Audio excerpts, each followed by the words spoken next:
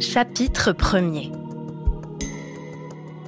L'oiseau matinal attrape le ver de terre.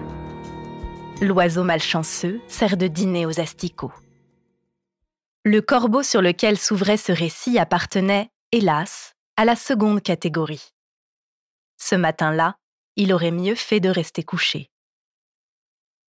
Tiré du sommeil par l'aurore, il s'apprêtait à croasser sa joie de vivre lorsqu'un poignard d'argent fila à travers le cimetière et lui cloua le bec. Le corbeau dégringola de branche en branche, réveillant en sursaut ses congénères.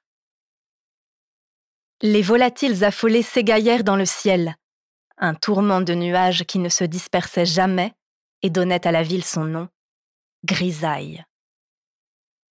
L'épaisse brume au pied du saule recouvrit la dépouille du corbeau comme un linceul. À Grisaille, de la brume, il y en avait partout. Parmi les allées tortueuses et les ruelles scabreuses, au fin fond des impasses, sous l'éclat terne des lampes à gaz, devant les vitraux des cathédrales, à côté des fontaines et de leurs gargouilles malsaines, entre les pavés toujours humides de pluie ou de sang. Partout. La cité en devenait plus sinistre qu'une morgue.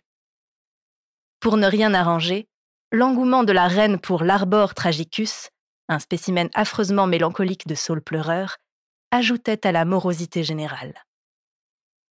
Pas étonnant alors que le taux de suicide dans les jardins publics ait fini par pulvériser tous les records, à tel point que les employés royaux ne décrochaient même plus les pendus des arbres. Ils se contentaient de vêtir les cadavres de couleurs vives et d'y épingler des guirlandes de lampions pour leur donner un petit côté festif pendant les pique-niques ou les garden parties. Presque aussi paresseuse, la brume somnolait ce matin entre le marbre des stèles. Elle ne faisait malheureusement pas briller le cimetière par son originalité. Mais il fallait l'excuser, la brume.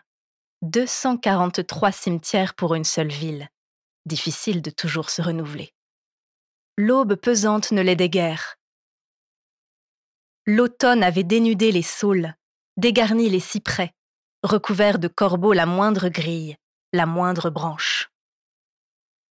Même aussitôt, le cortège de croque-morts à plumes semblait déjà comploter quelque chose. On venait heureusement d'échapper au cliché des croassements de mauvais augure. Le tchac abrupt de la lame avait tué le récital des corbeaux dans l'œuf. Ou presque. La main qui avait lancé le poignard se prolongeait par une manche de dentelle blanche, puis une robe trop ample où flottait une jeune fille qui détestait les oiseaux. Sa haine à leur égard restait toutefois strictement professionnelle. Rien à voir avec du sadisme ou de la cruauté.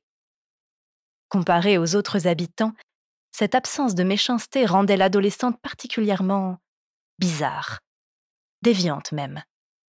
Sa présence ici, en revanche, n'avait rien de remarquable. Selon les naturalistes de Grisaille, les jeunes filles en robe blanche arrivaient en 3e position des espèces les plus communes dans les cimetières, juste après les corbeaux et les asticots.